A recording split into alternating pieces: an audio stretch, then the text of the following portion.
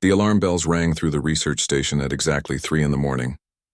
Taman jumped out of his bed and ran to the command center, still wearing his sleeping clothes.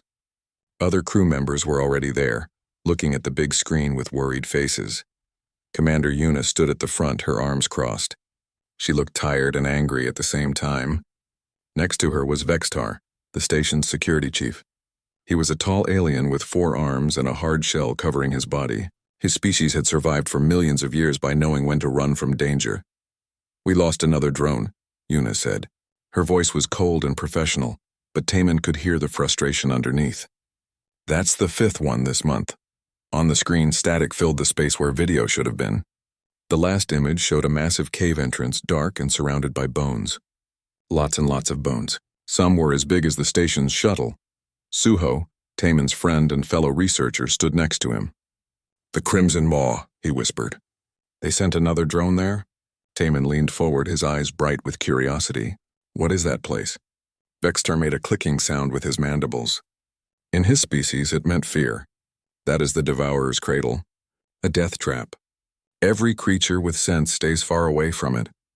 We've sent 12 expeditions to investigate that cave system over the past 5 years, Yuna explained. None came back. Not one member. Not one body, nothing, just silence. The room went quiet. Everyone stared at the screen. Minji, a young research assistant, raised her hand slowly. "What about distress signals? Emergency beacons?" "Nothing," Yuna replied. The last expedition had 5 experienced explorers. 2 were from warrior species. They had weapons that could blow up a small mountain. They walked into that cave and vanished like smoke. Taman felt excitement building in his chest. This was exactly the kind of mystery he loved. "What do we know about whatever lives in there?" Vextar's forearms moved in an agitated pattern. "We know it kills. That is enough. But how does it kill?" Taman pressed. "Does it hunt? Does it ambush? Does it use venom or physical force? Does it matter?" Suho asked, giving his friend a worried look. "Dead is dead, Taman." Yuna pulled up more data on the screen. The local species call it different names. The Devourer, the shadow that hunts, the end of all paths. They have legends about it going back thousands of years. They say it's older than their civilization. Taman studied the images. The cave entrance was huge, at least 50 meters tall. The bones scattered around were from dozens of different species. Some he recognized, some he didn't. But one thing caught his attention. "These bones are arranged in patterns," he said, pointing at the screen. "Look, they're not random. They're placed in circles and lines." Everyone turned to look at him like he had grown a second head. "Who cares about patterns?" Vextar clicked his mandibles again, faster this time. "They are warnings. Keep out or die." "Or," Taman said slowly, "there's something else. Communication, maybe. Territorial markers. Art, even." Suho grabbed his friend's shoulder. "Taman, no. I know that look. Whatever you're thinking, stop thinking it." But Taman was already thinking it. His mind was racing with possibilities. "We need to go there.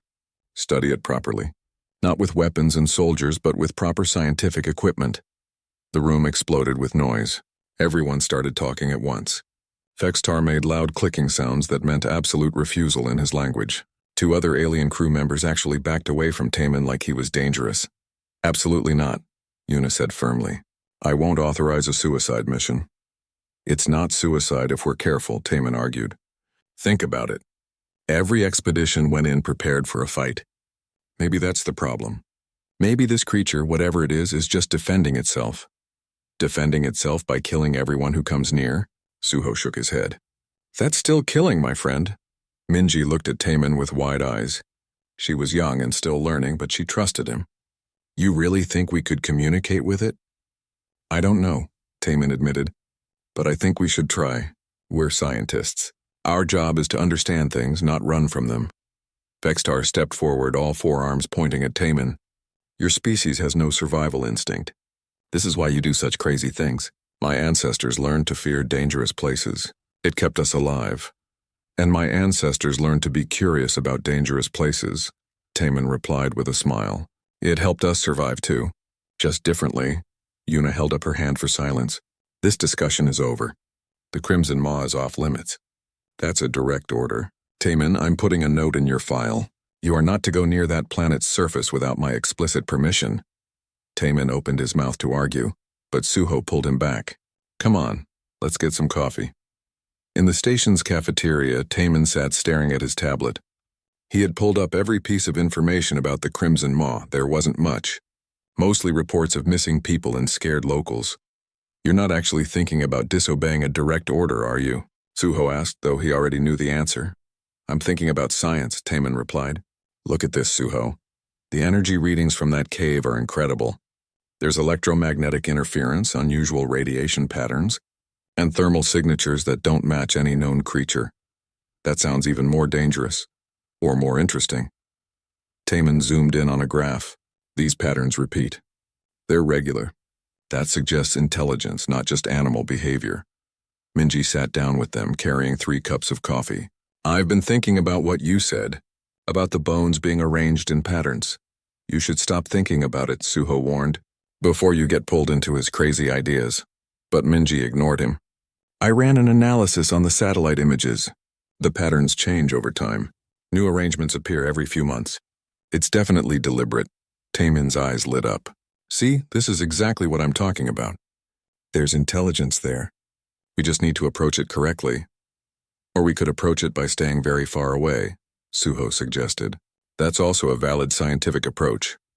For the next 3 days, Taemin couldn't stop thinking about the Crimson Maw. He studied the data constantly. He read reports about the missing expeditions.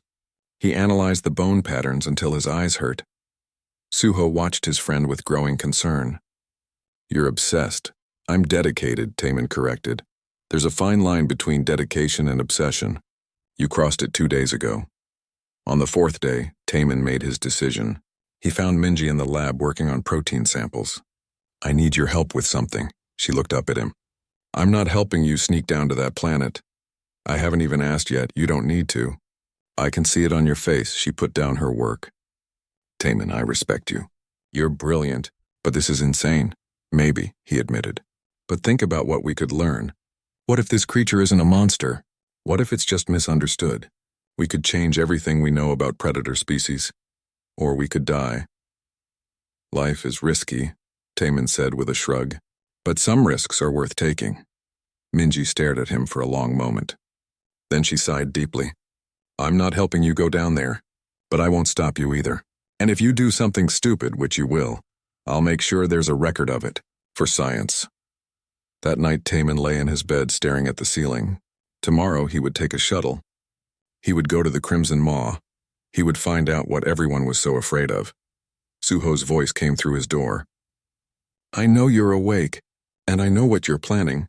Taemin sat up. Then you know you can't stop me. The door opened. Suho stood there with a backpack. I'm not trying to stop you. I'm coming with you. Someone needs to make sure you don't do anything too stupid. Taemin grinned. Thank you. Don't thank me yet, Suho muttered. Thank me if we survive. The shuttle bay was quiet during the night cycle. Taemin and Suho moved through the shadows carrying their equipment bags. They had waited until most of the crew was asleep. The only person they told was Minji, and she had promised to cover for them for as long as possible. This is theft, Suho whispered as Taemin opened the shuttle door. We're stealing a station shuttle. Borrowing, Taemin corrected. We'll bring it back. If we survive. Always so positive, Taemin said with a smile. They loaded their equipment into the shuttle. Taemin had packed scientific instruments, scanners, cameras, and sample containers. Suho had packed medical supplies, emergency rations, and 3 different types of weapons. You said we weren't going in aggressive, Taemin pointed out, looking at the weapons. We're not, but I'm also not going in stupid. Suho checked one of the plasma rifles. These are for emergencies only. The shuttle's engines hummed to life. Taemin ran through the pre-flight checks quickly. Everything looked good. He sent a final message to Minji. Just 3 words. We're going in. Her response came immediately. You're both idiots. Good luck. The shuttle lifted off smoothly. Taemin guided it out of the bay and toward the planet below. Viridian Prime was beautiful from space. It had blue oceans, green continents, and white clouds. It looked peaceful and welcoming. Looks can lie, Suho said, reading his friend's thoughts. As they entered the atmosphere, turbulence shook the shuttle. Taman kept both hands on the controls, adjusting their course. The Crimson Maw was on the northern continent in a region of deep valleys and tall mountains. "I'm picking up those electromagnetic readings," Suho reported, watching his scanner. "They're strong. Really strong. Our instruments are already having trouble." "Note everything," Taman said. "This is valuable data." "This is dangerous interference," Suho replied. "There's a difference." The mountains rose up around them as they descended. Taman had studied the maps carefully. He knew exactly where to go.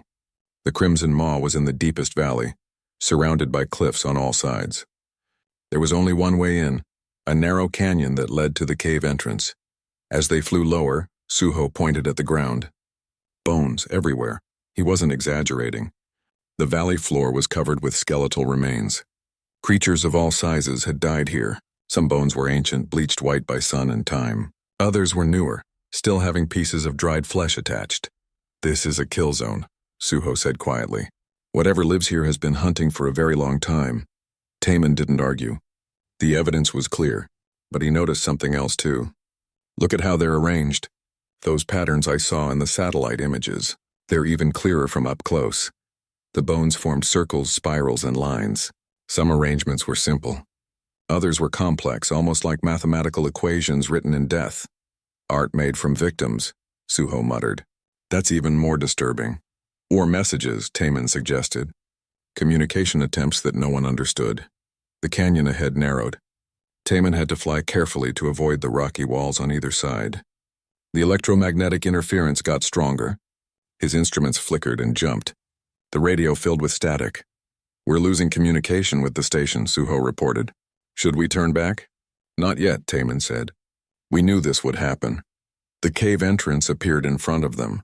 It was massive, even bigger than it looked in the images. The opening was dark, like a wound in the mountain. Around it, warning markers from previous expeditions still stood. Faded signs in a dozen languages all said the same thing. "Danger. Do not enter."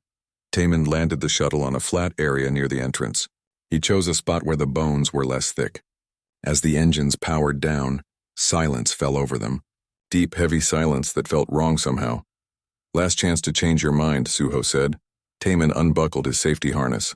"I'm not changing my mind. But you can stay here if you want." Suho grabbed his rifle. "And let you have all the fun of being eaten?" No way. They put on their exploration suits. The suits had built-in life support, communication systems, and basic armor plating. Not enough to stop a real attack, but better than nothing. They also took portable lights, scanners, and sample kits. "Stay close," Suho warned. "Don't wander off. Don't touch anything strange. And if I say run, you run. Understood?" "Understood," Taman agreed, though they both knew he probably wouldn't follow those rules. The walk from the shuttle to the cave entrance felt like the longest walk of Taman's life. Every bone they passed seemed to watch them. The skull of something huge and predatory sat near the entrance, its jaws wide enough to swallow a person whole. "That's encouraging," Suho said. The cave mouth was dark. Their lights couldn't penetrate far into it. As they stood at the edge, a sound came from deep within, low and rumbling like thunder underground. "That's our cue to leave," Suho suggested. "That's our cue to investigate," Taman countered. They stepped into the darkness together. Their lights created small circles of illumination in the vast blackness. The cave was cold, much colder than outside. Their breath came out in white clouds. The walls were covered in something. Taman moved closer to examine it. Bioluminescent markings, currently dark but capable of glowing. They formed patterns similar to the bone arrangements outside. "These are deliberate," he said, running his gloved hand over them. "Someone made these. Someone intelligent. Or something that likes to decorate its home with creepy wall art," Suho replied. They moved deeper. The cave tunnel sloped downward. Sometimes it narrowed until they had to walk single file. Other times it opened into chambers as big as the station's command center. In one chamber, they found equipment from a previous expedition. A damaged scanner, a torn backpack, a helmet with claw marks scratched across it. Suho picked up the helmet. The metal was thick and strong. Whatever made those marks was incredibly powerful. "This doesn't make me feel better." "Look at the marks," Taman said, examining them closely. "They're precise. Not random slashing. Precise cuts like surgical tools. That makes it worse, not better." Another sound echoed through the tunnels. Closer this time. Something large was moving. The vibrations traveled through the floor and into their boots. Taman's scanner beeped urgently. I'm picking up massive heat signatures. Multiple sources. 30 meters ahead. Multiple? Suho raised his rifle. How many? At least 5. Maybe more. The interference makes it hard to tell. They approached a massive chamber. This one was different from the others. The ceiling was high, disappearing into darkness above. The walls were covered entirely in the bioluminescent markings, and in the center of the chamber something moved, something huge. Taman turned up the power on his light.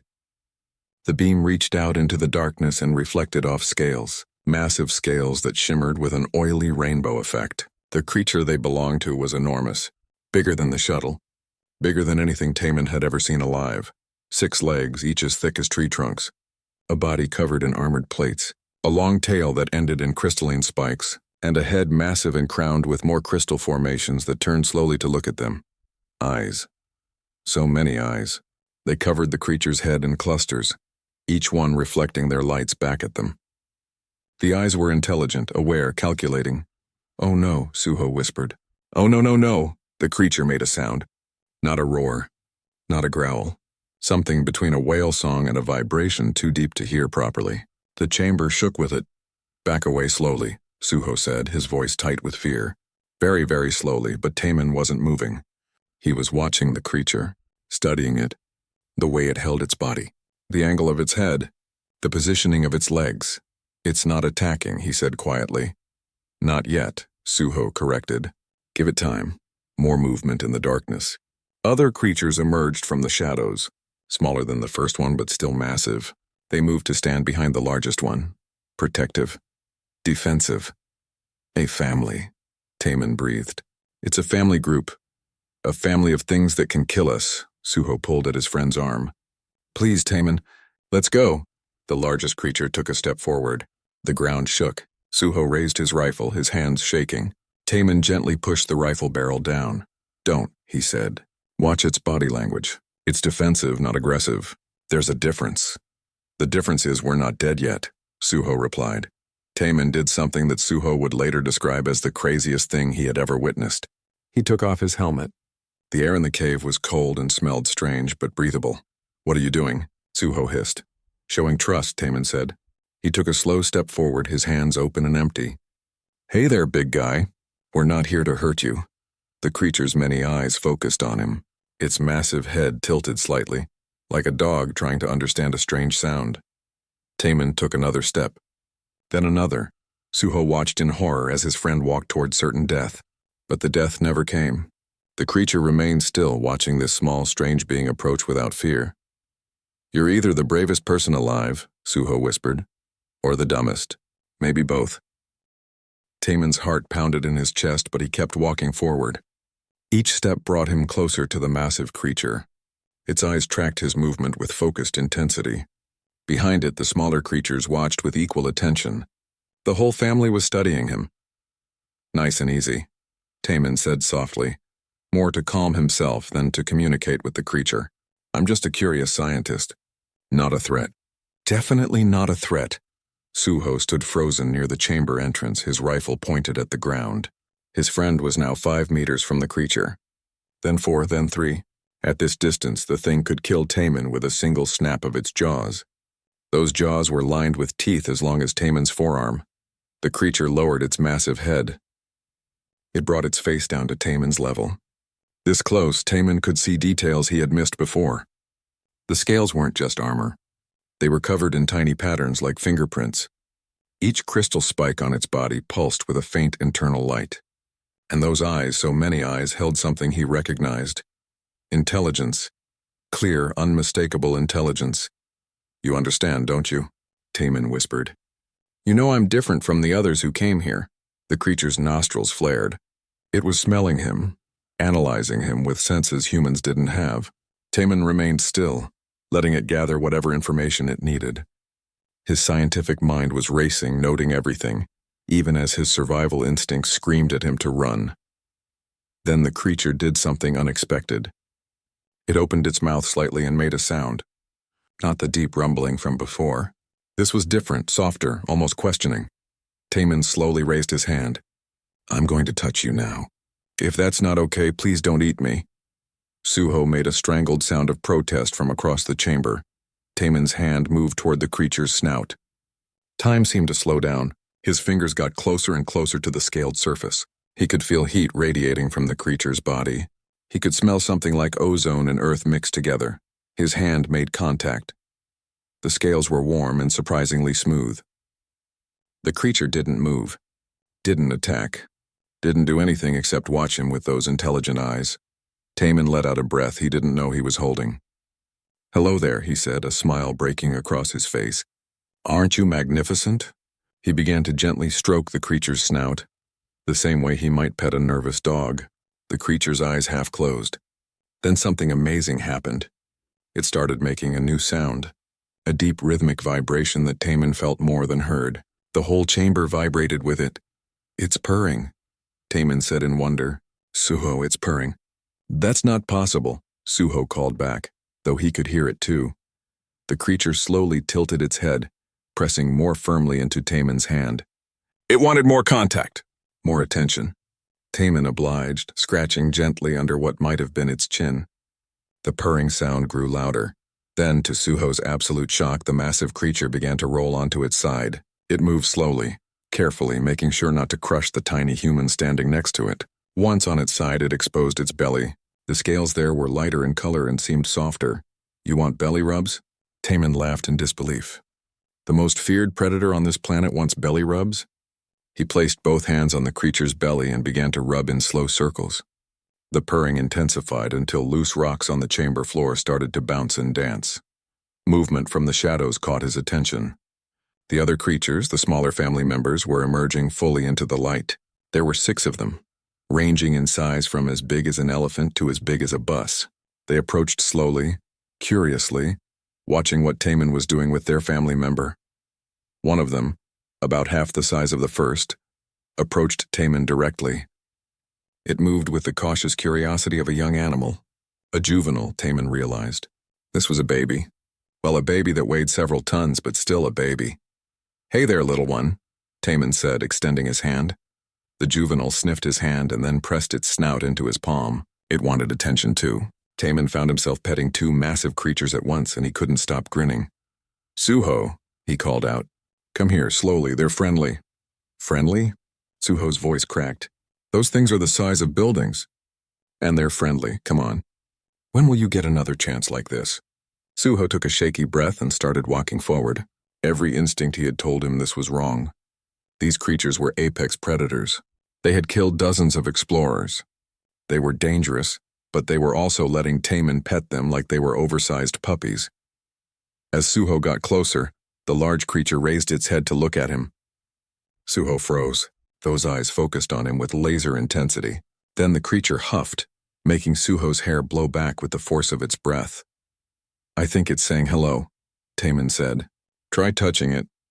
You try getting eaten by it, Suho muttered, but he slowly extended his hand. The creature sniffed him, just as it had sniffed Taman. Then it pressed its snout into Suho's hand. Suho nearly fell over in surprise. It's warm, he said, stating the obvious because his brain couldn't process anything more complex at the moment. They're all warm-blooded, Taman noted, his scientist mind already working, probably highly efficient metabolism. And look at those crystal formations. I think they're not just for decoration. See how they pulse? That's energy storage or maybe sensory organs. More creatures emerged from other tunnels leading into the chamber, adults and juveniles, a whole extended family group. They filled the chamber, but none of them showed aggression. They were curious about the visitors, but not hostile. Minji would have been recording everything if she were here. Instead, Suho fumbled for his portable camera and started documenting what was happening. This was unprecedented. First contact with a supposedly deadly predator species, and the creatures were acting like friendly pets. The previous expeditions, Suho said suddenly, realization dawning. They came armed, ready for a fight. And these creatures defended their home and their young. Taman finished the thought. They weren't attacking. They were protecting. Taman examined the chamber more carefully now that he wasn't focused solely on not dying. The bioluminescent markings covered every surface. Now that he looked closely, he could see they formed complex patterns. Mathematical sequences, star charts, written language. These aren't just territorial markings, he said excitedly. This is communication. This is writing. He activated his translator device, though he knew it wouldn't work with a completely unknown language. But it might identify patterns. The device hummed as it scanned the walls. The large creature, the one Taman had first approached, watched him work. It made small clicking sounds, almost like it was trying to help. When Taman moved to examine a particularly complex pattern, the creature's crystal spikes began to glow. The bioluminescent markings on the walls responded, lighting up in sequence. They're connected, Taman breathed. The creatures and the markings. They're using the crystals to activate the writing. This is how they communicate. Light patterns and vibrations. Suho was filming everything. Yuna is never going to believe this. Yuna is going to kill us, Taman replied. But it'll be worth it. The large creature stood up and Taman felt a moment of worry. But it simply walked to the wall and touched a section with one of its forelegs. The markings there lit up in a specific sequence. Then the creature looked at Taman and made a sound. It's trying to talk to me, Taman said. It's trying to communicate. He approached the wall and studied the pattern. His translator device beeped. It had found something. Not a translation, but a pattern match. The sequence was similar to mathematical progressions. Basic math, universal language. Taman pulled out a light pen from his kit. He drew a simple equation on the wall. 1 + 1 = 2. Basic, simple, universal. The creature watched intently. Then it touched another section of the wall. The markings lit up in a new pattern. When Taman's translator analyzed it, he started laughing. It just showed me 2 + 2 = 4. It's responding. We're having a conversation. Suho lowered his camera, his fear slowly being replaced by wonder. This is first contact. Real first contact, and we're doing it with math lessons. Math is universal, Taman said. It's the best way to start. They spent the next hour exchanging simple concepts with the creatures. Numbers, shapes, basic physics. The creatures were patient teachers and eager students. They demonstrated understanding of complex concepts. They showed problem-solving abilities. They worked together as a family unit to communicate more effectively. The juvenile creature that had first approached Taman stayed close to him the whole time. It followed him around the chamber like a massive, scaly puppy. Taman found himself growing fond of it. I'm going to call you Duri, he said, scratching behind what might have been the creature's ear. It means two because of your double rows of teeth. Duri made a happy rumbling sound and pressed against Taman's side, nearly knocking him over. Suho checked his chronometer. We've been here for 3 hours. The station will have noticed we're gone by now. Let them notice, Taman said. This is more important. We're not just discovering a new species. We're making peaceful contact with an intelligent civilization that everyone else tried to kill. The shuttle's communication system crackled to life the moment they cleared the electromagnetic interference zone. Yuna's voice came through and she did not sound happy. Shuttle 7, this is Commander Yuna. You are ordered to return to the station immediately. Taman and Suho, you are both under arrest for theft, disobeying direct orders, and general stupidity. Suho grabbed the communication controls. Commander, we have incredible news. We made contact with— I don't care if you made contact with the creators of the universe, Yuna interrupted. Get back here now before I send security to drag you back. Taman took over the controls. Commander, with respect, you need to hear this.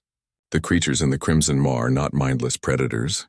They're intelligent, possibly sapient. We communicated with them. Silence on the other end. Then repeat that. We made peaceful first contact, Taman said, unable to keep the excitement from his voice. They didn't attack us. They communicated with us using mathematics and light patterns. They gave us a gift. A crystal communication device. More silence. Taman could imagine Yuna trying to process what she was hearing. You're telling me, Yuna said slowly, that the creatures that killed 12 expeditions suddenly decided to be friendly? No, Suho interjected. We're telling you that the previous expeditions approached with weapons and aggression. The creatures defended themselves and their young. We approached peacefully and they responded peacefully. We have video documentation, Taman added. Hours of footage. You need to see this, Commander. When they docked at the station, a security team was waiting. Vextar stood at the front, all forearms crossed. His expression was difficult to read, but Taman suspected he was somewhere between angry and relieved. You two are the craziest humans I've ever met. Vextar clicked. And I've met many crazy humans. Wait until you see what we found, Taman said, holding up the crystal.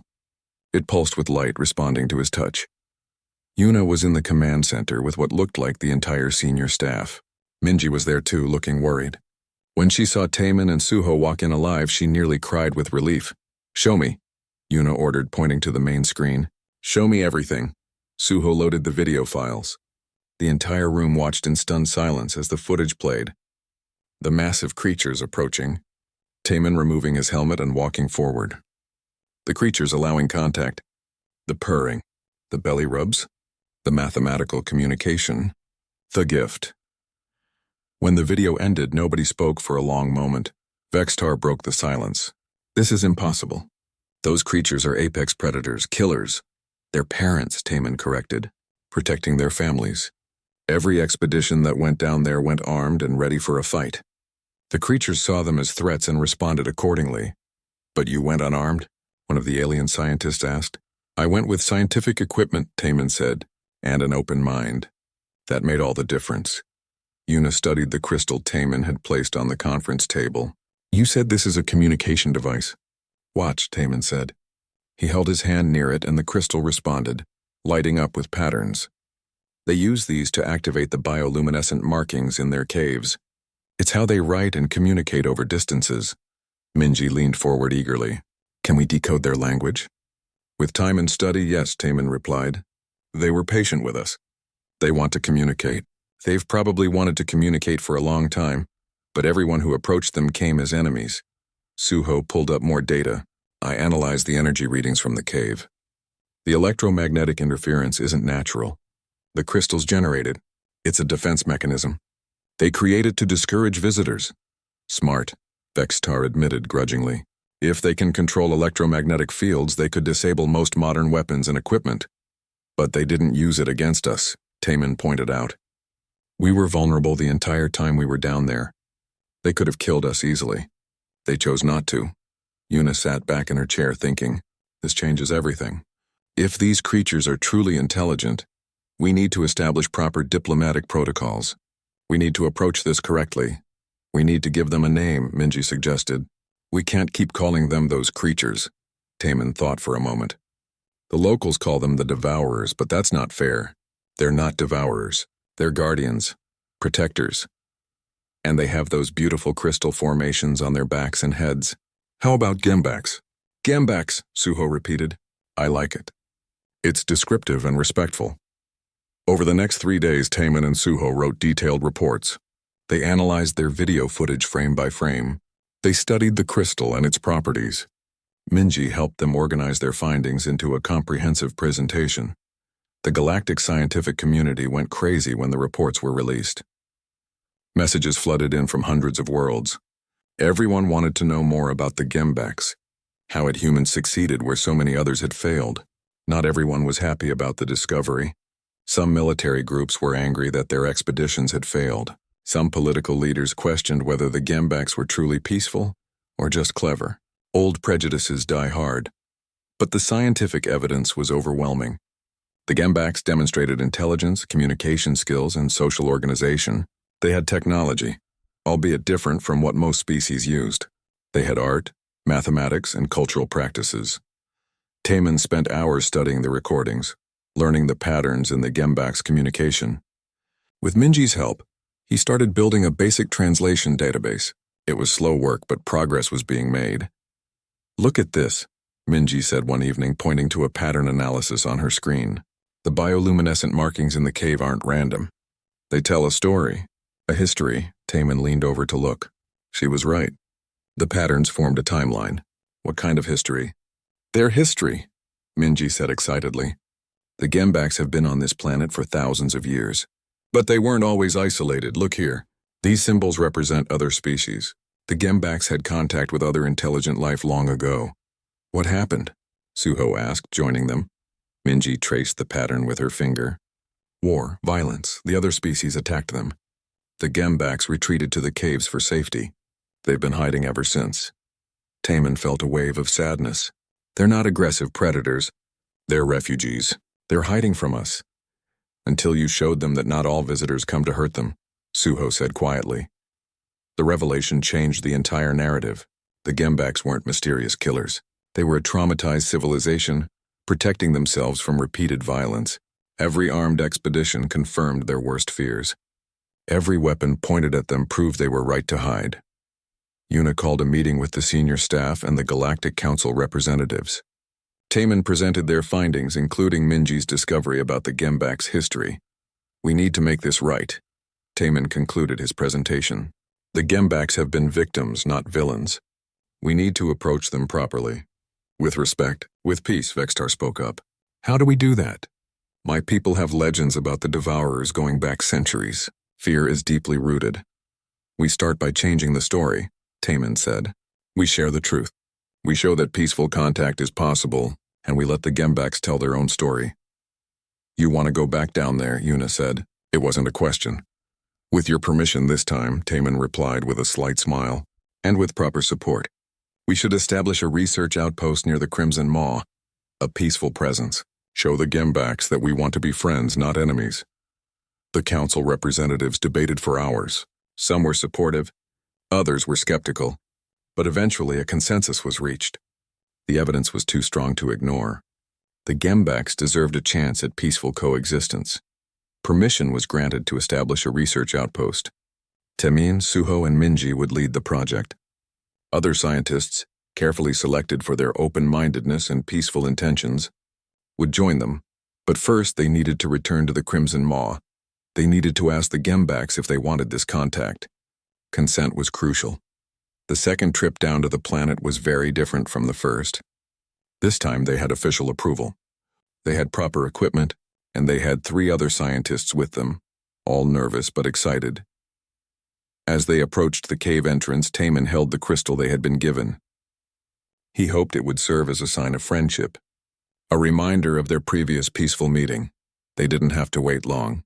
Duri emerged from the cave first, moving with the excited energy of a young creature seeing a friend. The massive Gembak rushed toward Taemin, making happy rumbling sounds. "Hey, Duri." Taemin laughed as the creature nuzzled him enthusiastically. "I missed you too." The matriarch appeared next, moving more slowly and cautiously. She had other adult Gembaks with her. They were being careful, protective, making sure this wasn't a trap. Taemin held up the crystal. "We want to talk. We want to understand. We want to be friends." The matriarch approached slowly. She sniffed the air. She studied each human carefully. Then she touched the crystal with her snout, and it blazed with light. The bioluminescent markings throughout the cave system lit up in response, creating a cascade of light and color. It was beautiful. It was welcoming. It was a yes. 6 months passed since the first peaceful contact with the Gembaks. The research outpost near the Crimson Maw had grown from a simple camp into a proper facility. Taemin walked through it every morning with a sense of pride and wonder. What started with a reckless decision and a stolen shuttle had become one of the most important scientific and diplomatic projects in the galaxy. The outpost was designed to be non-threatening. No weapons, no aggressive architecture, just simple open buildings that blended with the natural landscape. Solar panels provided power, gardens grew food, and most importantly, the boundary between the outpost and the Gembak territory was clearly marked but never fortified. The Gembaks could come and go as they pleased, and they did. Often Taemin sat outside the main research building drinking his morning coffee and watching Duri play with some of the younger Gembaks. They had established what could only be described as a friendship. Duri visited the outpost almost daily, often bringing gifts, interesting rocks, colorful plants. Once, a very confused small animal that Duri seemed to think Taemin would want to study. "You spoil that creature," Suho said, sitting down next to him with his own coffee. "Duri spoils me," Taemin corrected. "Yesterday, Duri brought me a crystal that helps with translation. The matriarch must have sent it. They had learned a lot in 6 months. The matriarch, whom they now called Hana after Minji's suggestion, was the leader of the largest Gembak family group. But there were other groups, other families deeper in the cave systems. Slowly, cautiously, they were making contact with those groups too. The translation work had progressed faster than anyone expected. The Gembaks were eager to communicate. They had so much to share, so much history and knowledge that had been locked away in their isolated caves for centuries. Minji emerged from the research building, carrying a tablet full of new data. "You need to see this," she said excitedly. "We've decoded more of their historical records. The Gembaks didn't just retreat to caves. They were driven here, hunted, almost to extinction." Taman took the tablet and read through the translation. His expression grew somber. The story was worse than they had thought. Thousands of years ago, the Gembaks had lived openly on the surface. They had been traders, teachers, and peaceful neighbors to other species. But when valuable crystals were discovered on their bodies, everything changed. Other species had hunted them, killed them for their crystals, used their bodies as resources. The Gembaks had no choice but to hide, to retreat to places so dangerous that even hunters wouldn't follow. The Crimson Maw became their sanctuary and their prison. The bones outside the cave, Suho realized. Those aren't victims. They're warnings. The Gembaks have been trying to scare people away to protect themselves, and we interpreted it as aggression, Taman said quietly. For centuries we misunderstood them. Minji sat down on the ground looking tired. How do we make up for that? How do we apologize for centuries of fear and violence? We start by sharing their story, Taman said. We let the galaxy know the truth, and we make sure it never happens again. That afternoon, Taman walked into the cave system to visit Hana. He had been making these visits regularly, slowly building trust and understanding. The matriarch was teaching him the Gembak language, and he was teaching her about human culture and the wider galaxy. Hana greeted him with her usual gentle rumble. She was massive, but she moved with careful grace around the smaller humans. She had learned to be gentle with them, the same way humans learn to be gentle with small children. Taman activated his translation device, which worked much better now. "Hana, I need to ask you something important.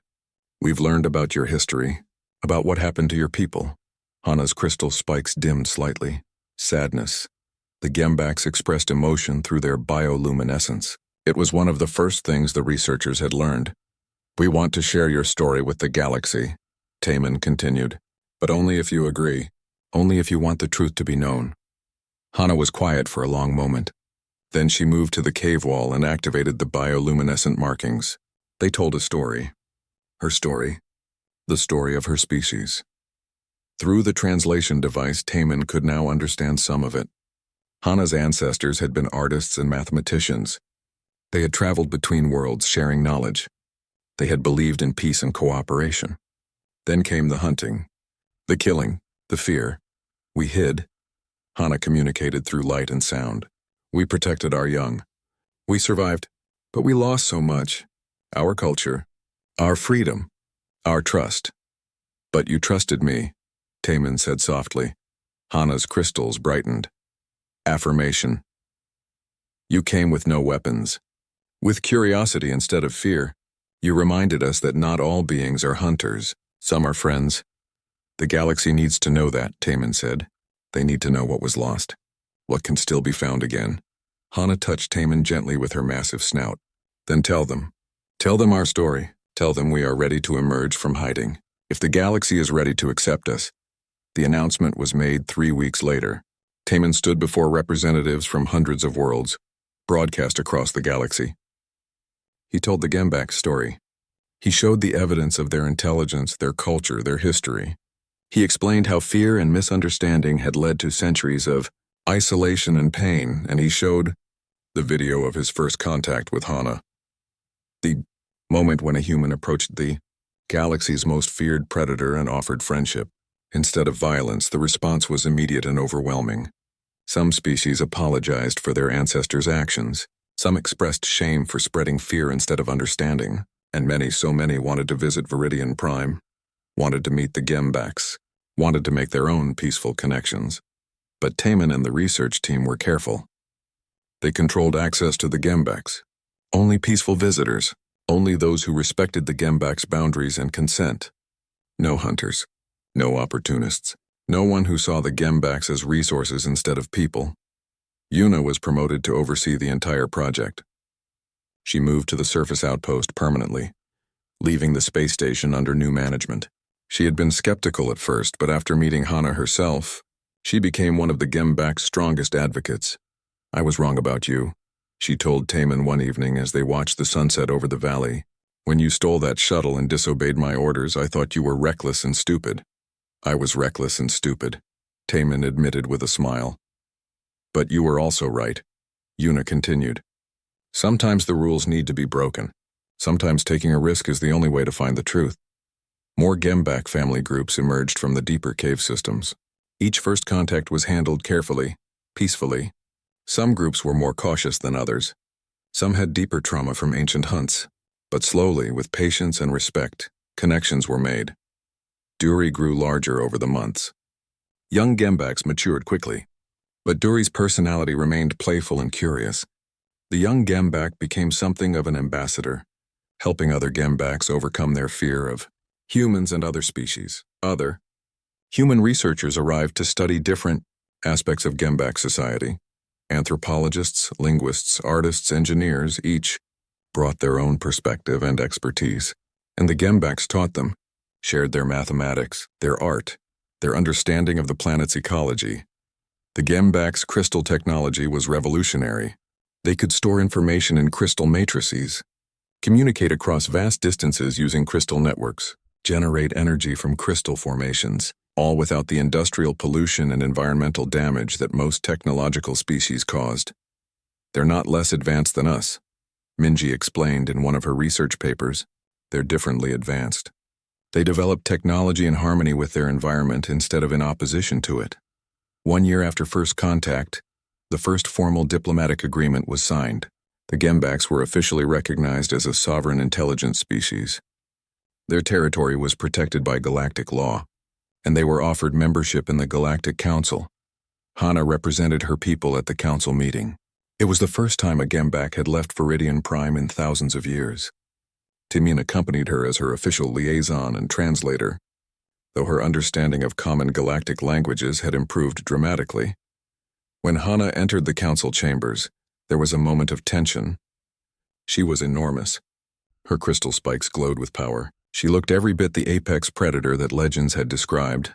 Then she began to speak using the translation technology. Her voice was deep and melodious, carrying the weight of centuries of isolation and hope for the future. "We are the Gembaks," she said. "We were hunted. We were feared. We hid in darkness to survive.